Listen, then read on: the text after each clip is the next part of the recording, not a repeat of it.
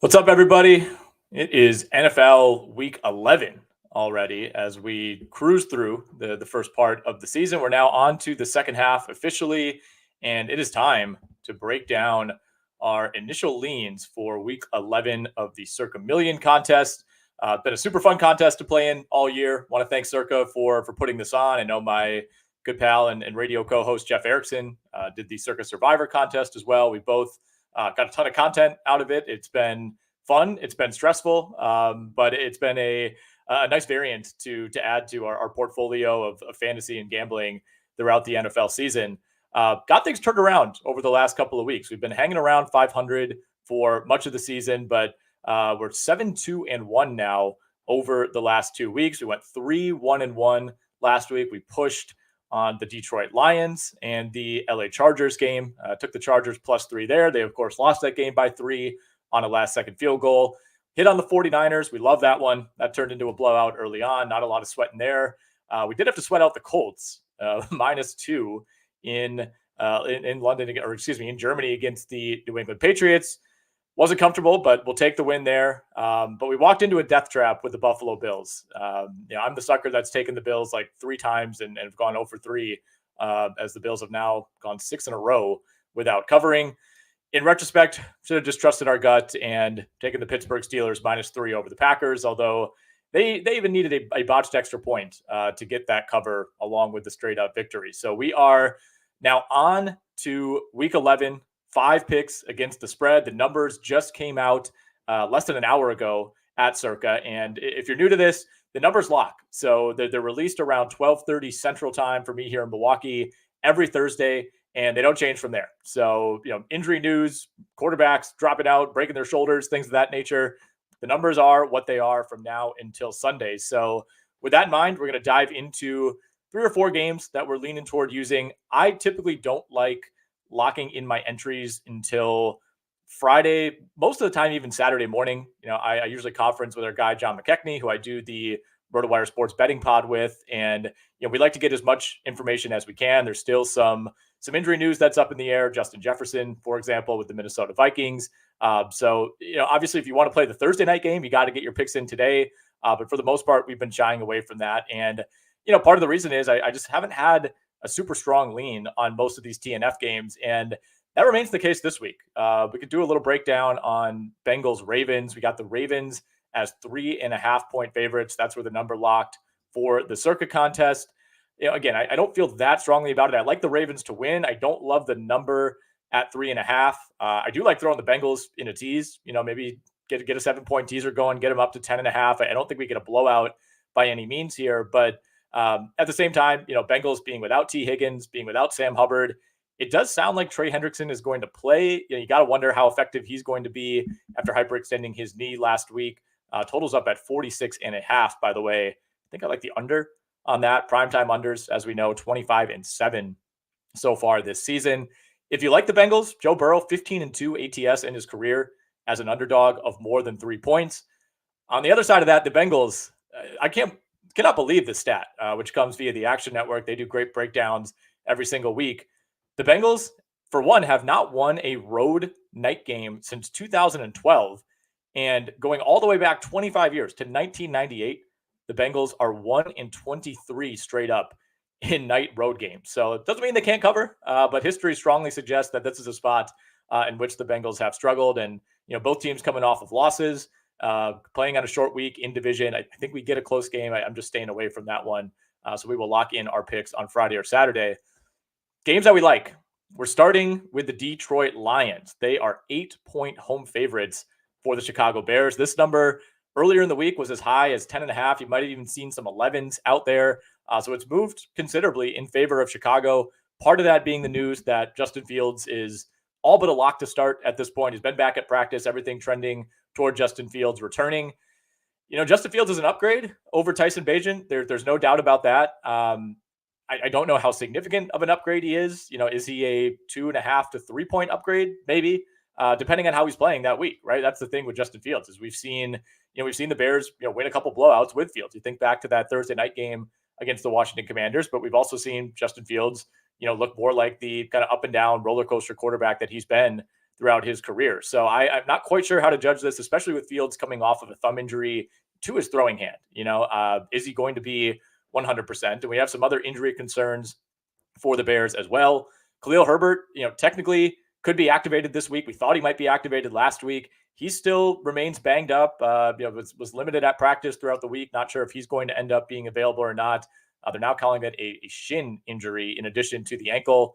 And Deontay Foreman, who's been a revelation for the Bears, he's managing an ankle injury this week coming out of their win over Carolina on Thursday night. So both of those could be significant for a Chicago ground game that's really kept this offense afloat over the last few weeks without Justin Fields. Now, on the Lions side of things, they've covered 11 straight NFC North games. They've been the best team against the number this season. They're 7-2 against the spread. The Bears are 0-5 ATS and 0-5 straight up after a win under Matt Eberflus. So not a lot of great trends in favor of Chicago here. Bears are just 5-20-1 against the number in division games since 2019. And again, Detroit 7-2 ATS, best spread mark of any team this season. This was an offense that moved the ball at will last week. I mean, at one point we had 9 touchdowns and 10 drives between the Lions and the Chargers. So I do think we get some regression on offense. Teams just don't have those kind of performances 2 weeks in a row. But this is a very vulnerable Bears secondary. I do wonder how well Detroit's going to be able to run the ball. The Bears have actually been sneakily good against the run this season. But I think this is a great spot for Jared Goff in this passing game. I think we should see Donovan Peoples-Jones, who they acquired at the trade deadline. I think he's going to make his Lions debut. That should help out what's a still relatively underwhelming receiving core outside of Amon-Ra St. Brown. Jonah Jackson, Frank Ragnow, both of those guys, full participants in practice this week. They've been banged up for that great offensive line. So no real concerns there. And then I think this could be a good Sam Laporta game. We played the over on 50.5 receiving yards for Laporta. Bears are allowing an 82% catch rate to tight ends this season. That is second in the NFL. Or excuse me, that's first in the NFL. They're second in the NFL in total catches allowed to tight ends, behind only the Atlanta Falcons. And Sam Laporta has 33 targets, 22 catches on those 33 targets over the last 3 games. So we like Detroit -8 as one of our favorite plays this week. I'm going back and forth on this one, but I want to talk it out. The Chargers, I kind of like the Chargers here. They're on the road at Green Bay, -3. I get it with the Chargers. They cannot be trusted under any circumstances. The Chargers, the Falcons, those are those 2 teams for me right now. And, Green Bay showed some positive trends last week on offense in their loss to the Steelers. But I still look at this as okay, which quarterback do I trust more? Pretty obvious. It's going to be Justin Herbert. The coaching is almost a wash at this point. Like, I'm not an anti-Matt LaFleur guy. I'm certainly not a Brandon Staley guy.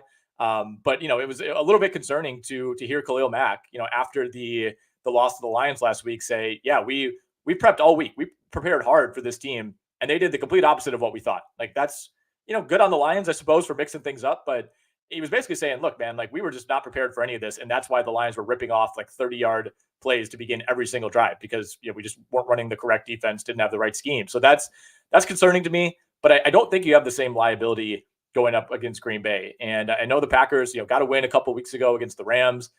They didn't play very well. I didn't think the Packers looked good in that game. That was just the Rams being extremely limited with Brett Rypien at quarterback. And I thought Jordan Love actually played his best game of the year. I know he had 2 picks. One of them was desperation, just kind of had to heave it at the end. But I thought, some of the downfield throws that have just not really been there for him, some of the confidence that seemed to wane, when they went through that losing streak. Jordan Love looks like he's moving in the right direction. Even so, he's still dead last in the league in completion percentage. They still can't get Christian Watson involved. I mean, he's been like the least efficient receiver in football in terms of, catch percentage. Contested catches have been a disaster for Christian Watson. And again, the Chargers defense was awful last week. I think a lot of people are going to jump off them, but I think they come back better schemed this week. And I think this is a pass rush that will take advantage of what's been a pretty shaky Green Bay Packers offensive line. Now, do the Chargers win in a blowout? No, I don't think they do. 19 of the last 27 Chargers games have been a 1-score game. That's just what the Chargers do at this point. But I think Justin Herbert, has fully moved past that thumb injury. It was to his non-throwing hand, but still something that could throw you off a little bit. I thought he played arguably his best game of the year last week. He was the reason that the Chargers were still in that. And we know the numbers, with this defense. When the Chargers allow 27 points or more, they are 6-25 straight up, 9-22 against the number with Justin Herbert. when the defense allows fewer than 27 points. The Chargers are 23-5 straight up, 22-5-1 against the spread. I think this is a situation where I don't see Green Bay, putting up 28, 30 points. I don't know that this offense is fully capable of doing that right now. I know we saw it, in week 1 against the Bears when they had that 38-point game. Since then, 24, 18, 20, 13, 17, 10, 20, 19. Even the games where you come out feeling okay against Green Bay, they're not putting up points. So, 27 has kind of been that magic number for the Chargers and for Herbert. And I just don't see Green Bay getting there. So 3 is not an ideal number here. I understand that. And we do need to wait on some news on Keenan Allen. He's been limited with the shoulder. Both of the Chargers tight ends are also banged up. But if Keenan Allen's in, I think this is a spot where we will use the LA Chargers. I also like Austin Eckler over 55.5 rushing yards.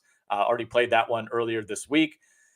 Green Bay's rush defense is a mess. They are the worst coach defense in the NFL. If you watch this team closely, it shows up every single week. Even if you're just on football Twitter, there's like 3 people that make these compilations of just like, what is Joe Barry doing each week? And it gets increasingly more puzzling. They allowed 3.6 yards before contact to the Pittsburgh Steelers last week. So, if Keenan Allen's out, that complicates things. But either way, I do like this as a good spot for Austin Eckler. Even when he hasn't been efficient, the Chargers have continued to run him. So I like the over on 55.5 there, in addition to Chargers -3.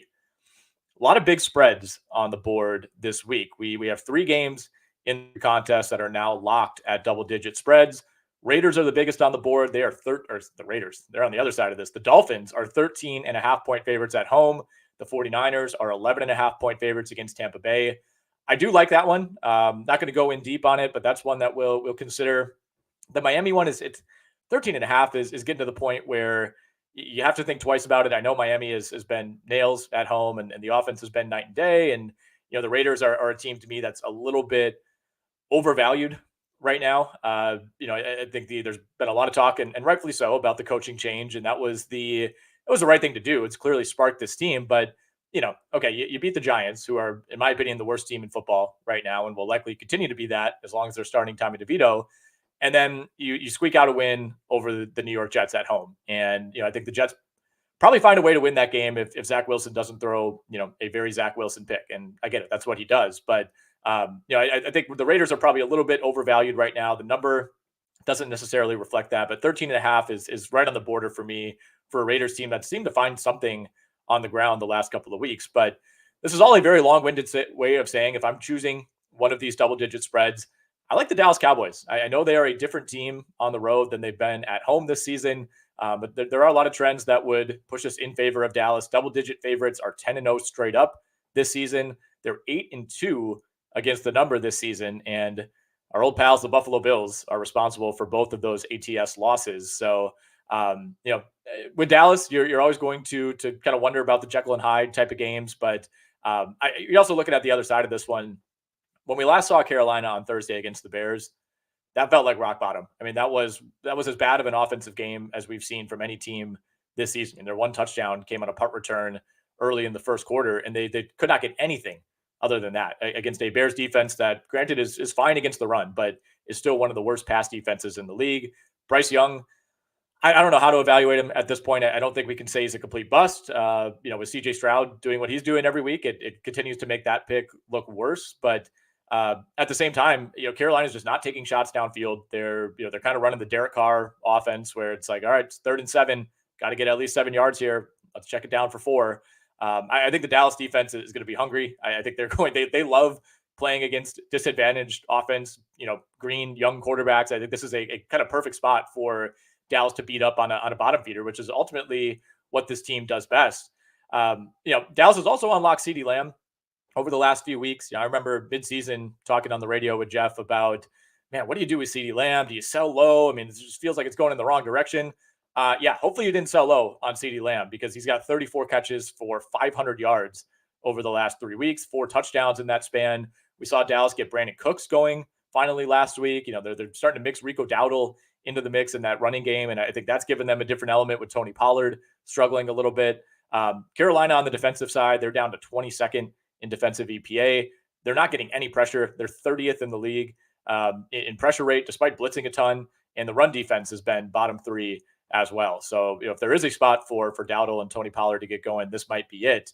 One last thing, Dak Prescott 33-7 straight up, 28-11-1 ATS as a favorite of 6 points or more in his career. So, in addition to the Chargers and in addition to the Detroit Lions, we like the Dallas Cowboys if you're taking one of the big favorites this week.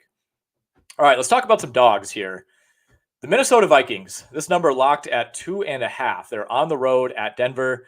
This is one of those games where it just feels serendipitous, on the schedule, where it's like, of course, these teams are playing each other. I felt the same way about Falcons Cardinals last week, where you're just like, this is an impossible matchup. Like, why is this the team that they're playing? And we have two teams now that we wrote off 4 weeks ago and thought, these teams might be in competition for the number one pick. We were talking about, Caleb Williams potentially being a Minnesota Viking, and now they have a 1.5 game lead in the chase for the 7th seed in the NFC. And I think I would put Minnesota in the driver's seat right now with the way Josh Dobbs is playing.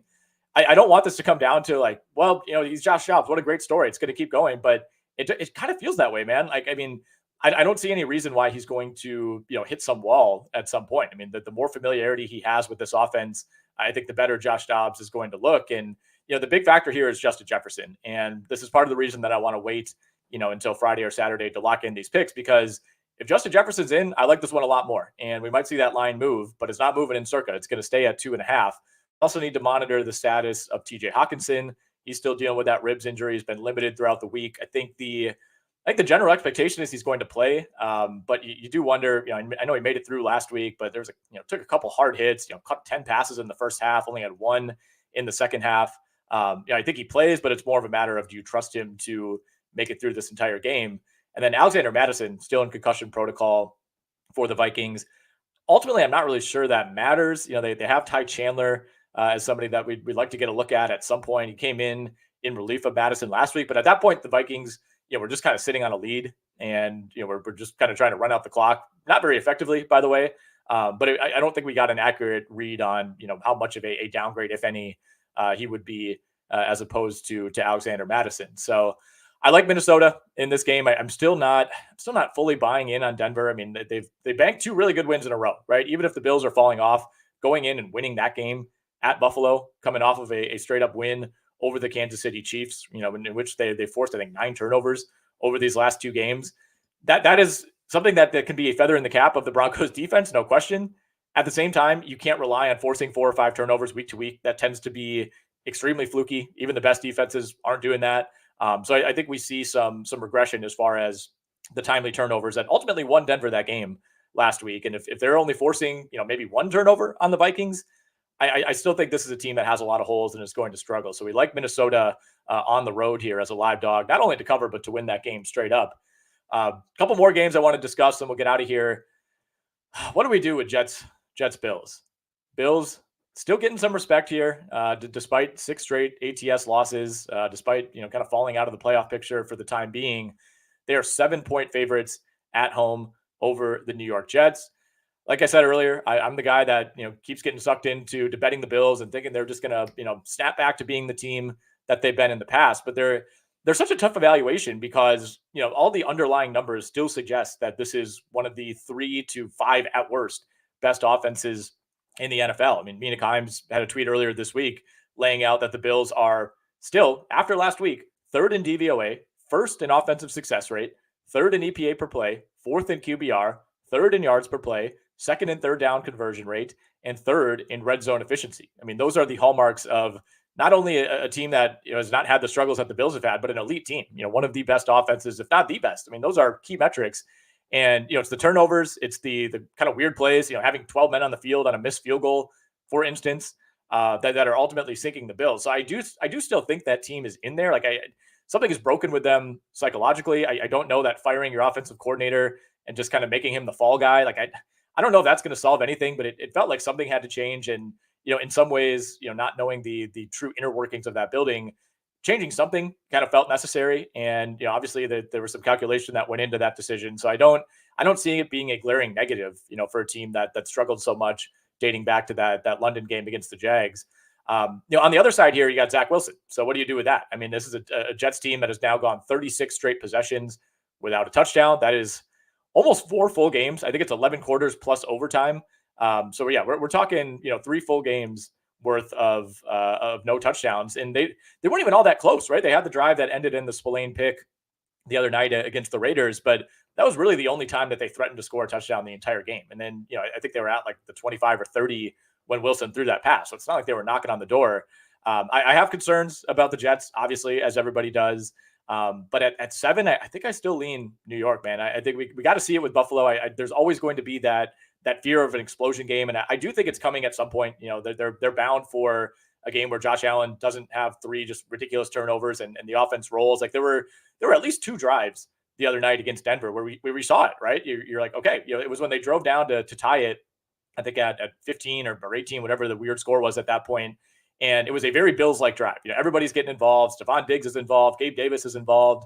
Once they started to trust James Cook again, we saw him take off in the second half. So it's still in there for the Bills. It's just a matter of, okay, when does that game happen? But right now, man, I mean, you kind of feel like you're getting sucked into something either way. This will probably end up being a stay away for me. But if I had to go one way or the other on this one, I think I would lean toward the New York Jets. Oh man, what else? All right, let's get to one more game. I do want to talk a little Brown Steelers just because of what a unique situation we have here. This is the second lowest total of the decade. It's sitting at 33 right now. Ironically, the Browns were included in the lowest total of the decade, which was just 2 seasons ago in 2022. That was a 32.5 total. That was a Saints-Browns game, and it did go under, for the record. It was 17-10. It was literally the coldest game the Saints have ever played in their franchise history. And I was shocked to see that like the previous record was only like 24 degrees. I guess they just haven't been in these situations all that often. Obviously, the game was in Cleveland. But nonetheless, talking about this year's version of this game, I don't know what you do here. I would not advise using this in the Circa contest because there's just way too many variables, especially on the side of the Browns. The number locked at a pick'em. So even Vegas is throwing its hands up in some ways here. And, the pivot specifically from Watson to Dorian Thompson-Robinson is what makes this a true stay away for me. If it was PJ Walker, I'm not saying there's a lot of upside there, but we at least know who PJ Walker is. We know what to expect for PJ Walker. We know what the good is. There's not that much. We know what the downside is. There's a little more of that. But with DTR, man, I mean, we've only seen him out there for one game, and it was kind of a worst case scenario matchup against the best defense in the league in the Ravens, and he threw 3 picks. But they have to have seen something from him over the last few weeks, or maybe more so saw some things they didn't like from PJ Walker to go back to DTR. It could just be something too, where they know Watson's not coming back. And they're like, all right, we obviously want to try to salvage this season to whatever degree we can, but we know we're not winning the Super Bowl, and we want to get a look at somebody that we just drafted in the 5th round. So on the Cleveland side of things, I don't know what to expect. I think the passing game is going to be a nightmare. I think they're going to attempt to run the ball with Jerome Ford and Kareem Hunt. I think Pittsburgh's going to be ready for it. And then, on the other side, how do you trust the Steelers, right? This is a team that continues to grind out wins. They've actually been pretty decent against the number this season as well. But you're running into, what feels like a steel trap of a defense in the Cleveland Browns. And I don't see this being an overly productive day for the Steelers. So it's a fun game to discuss. It's going to be an extremely fun game to watch if you love football. It's not going to be the high-scoring affair that was Lions-Chargers or anything like that. It's going to be a complete opposite in many ways. But I'm excited to see it, and I'm cautioning you to please stay away. Unless you know something I don't know, I wouldn't be touching that one in the Circa contest. So before we head out, just want to remind everybody that we are brought to you by Circa Sports. We love playing in the Circa Million and Circa Survivor contests each year. And, most Las Vegas casinos, if not all, are closing their pools this time of year, and they're shutting them down until like early spring. No, not Circa. It is football season still at Circa Resort and Casino in Las Vegas, and they have the best pool in history. It's called Stadium Swim. We're talking 3 levels, 6 pools, a 143-foot diagonal screen. Just pull up Google Images and search Circa Stadium Swim. It is a just preposterous setup. It's the best place to watch football in all of Vegas. It's actually America's favorite place to watch football. It says right here, they play every game from college to the pros. You can catch all the action poolside.